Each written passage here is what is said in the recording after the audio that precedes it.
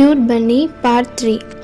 Peter and பன்னி ரெண்டு பேரும் சேர்ந்து பிளாக் ஹோலில் வேறு ஒரு கேலக்ஸிக்கு சோல் மட்டுமே ட்ராவல் ஆகுது. நம்மளுடைய ஸ்பேஸை பொறுத்த வரைக்கும் நீங்கள் நிறைய பேருக்கு தெரியும், ஒரு கேலக்ஸி அப்படின்னா ஒரு ஸ்டார் தான் ஒரு கேலக்ஸி. ஸ்பேஸில் கிட்டத்தட்ட மில்லியன்ஸ் ஆஃப் ஸ்டார்ஸ் இருக்குது. அப்போது அதில் நம்மளுடைய கேலக்ஸியுமே என்ன அப்படின்னா ஒரு மில்கி வே கேலக்ஸி இருக்கிறதுலே குட்டி ஸ்டார் அப்படின்னு சொல்லுவாங்க.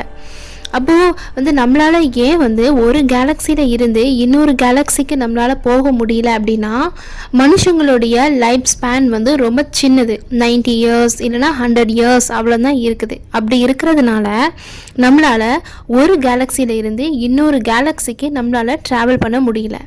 If we have a potential like that, நம்ம அந்த மாதிரி கண்டிப்பாக நம்ம இந்த கேலக்ஸிலேருந்து இன்னொரு கேலக்ஸிக்கு போக முடியும். But unfortunately we can't two.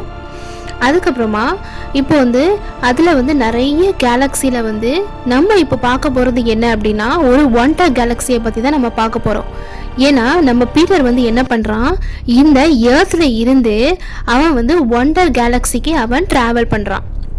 கிட்டத்தட்ட அது நம்மளுடைய மில்கி வே கேலக்ஸியில் இருந்து 600 லைட் இயர்ஸ் அவே தான் இருக்குது அந்த ஒண்டர் கேலக்ஸி. இதுதாங்க நம்மளோட ஒண்டர் கேலக்ஸி. இந்த கேலக்ஸியில் 27 பிளானட் இருக்குது. அதில் 27 பிளானட்டில் சன்னு மாதிரியான 3 பிளானட் இருக்குது. அண்ட் அதுக்கப்புறம் எர்த் மாதிரி 2 பிளானட் இருக்குது. அதில் இதுதான் லிங்கா பிளானட். இந்த பிளானட்டில் மனுஷங்க வாழக்கூடிய எல்லா விதமான ரிசோர்ஸஸ், நேச்சுரல் ரிசோர்ஸஸுமே இதில் இருக்குது. அதனால இங்கே மனுஷங்கள் இயற்கைக்கு அதாவது இங்கே இருக்கக்கூடிய ஹியூமன்ஸ் இல்லைனா இங்கே இருக்க உயிரினங்கள் என்ன பண்ணுவாங்க அப்படின்னா, இயற்கைக்கு சாதகமான திங்ஸை மட்டும்தான் பண்ணுவாங்க, மற்ற விஷயத்த பண்ண மாட்டாங்க. லைக் மரங்களை வெட்டுறது, அதுக்கப்புறமா வார் பண்ணுறது, அதுக்கப்புறமா மலைகளெல்லாம் சுரண்டுறது, இந்த மாதிரி விஷயத்த லிங்கா பிளானட்டில் பண்ணவே மாட்டாங்க. அவங்க பண்ணுற ஒரே விஷயம் என்னென்னா நேச்சுரல் ரிசோர்ஸஸை நம்ம சேவ் பண்ணணும், அந்த நேச்சுரல் ரிசோர்ஸோட நம்ம சேர்ந்து வாழணும். இதை மட்டும்தான் லிங்கா பிளானட்டில் பண்ணுவாங்க. அதனால தான் அவங்களோட லிங்கா பிளானட் ரொம்பவும் அழகாக இருக்குது. இது மகா பிளானட் நீங்கள் இந்த மாதிரியான ஒரு பிளானட்டை நீங்கள் இதுக்கு முன்னாடி பார்த்துருப்பீங்களான்னு தெரியாது. இங்கே 99% வாட்டர் தான் இருக்குது. அதுக்கப்புறமா ஒரு 1% மட்டும்தான் லேண்ட் இருக்குது. இங்கே இருக்க லேண்டில் இருக்கக்கூடிய லேண்டு பிளான்ட் வளராது, அதுக்கு சாதகமான லேண்டு இல்லை. இங்கே அப்பப்போ மழை பெய்யும். அப்போ மழை பெய்யும் போது அவங்க வெல்கம் பண்ணுறாங்க. அதுக்கப்புறமா டைமண்ட் மழையோடு சேர்த்து டைமண்டும் விழுது. அதை நக்கி பார்த்துட்டு ஒரிஜினலா அப்படிங்கிறத நினச்சிப்பாங்க.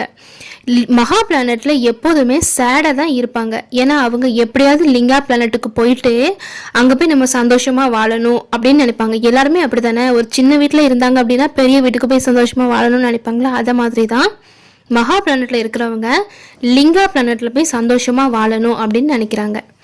இந்த லிங்கா பிளானட்டில் இருக்கிறவங்க என்ன பண்ணுவாங்க அப்படின்னா, அங்கே இருக்கக்கூடிய பிளான்ட் எல்லாத்தையுமே சர்ச் பண்ணி இதை நம்ம மகா பிளானட்டில் கொடுத்தா அவங்க விளைய வச்சு அவங்களுக்கு தேவையான ஃபுட்டை அவங்க ரெடி பண்ணிப்பாங்க அப்படின்னு சொல்லிட்டு, லிங்கா பிளானட்டில் இருக்கக்கூடியவங்க என்ன பண்ணுவாங்கன்னா, இங்கே இருந்து natural resources like plant, seed, அப்புறம் ஃபுட், இந்த மாதிரி விஷயத்த லிங்கா பிளானட்டில் இருந்து மகா பிளானட்டுக்கு டிரான்ஸ்போர்ட் பண்ணுவாங்க.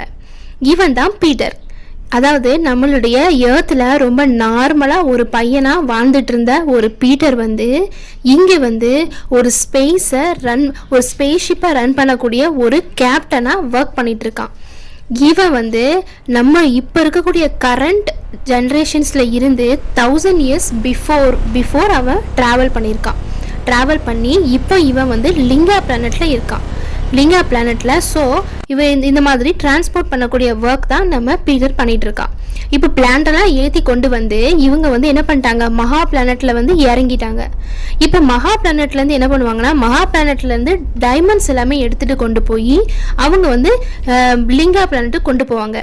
ஏன்னா மகா பிளான்ட்டை பொறுத்த வரைக்கும் டைமண்ட்ஸ் இந்த மாதிரி திங்ஸ் எல்லாம் ரொம்ப அதிகமாக இருக்கிறதுனால அவங்க இந்த மாதிரியான ஒரு பண்டமாற்று முறை மாதிரி பண்ணுறாங்க.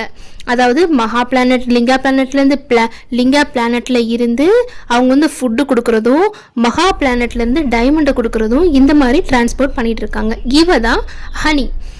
அதாவது பன்னியாக இருக்கா பார்த்தீங்களா, ஏர்த்தில் பன்னியாக இருந்தாலும் அவள் தான் இங்கே ஹனியாக இருக்கா. ஹனி வந்து எங்கே இருக்கா அப்படின்னா மகா பிளானட்டில் இருக்கா.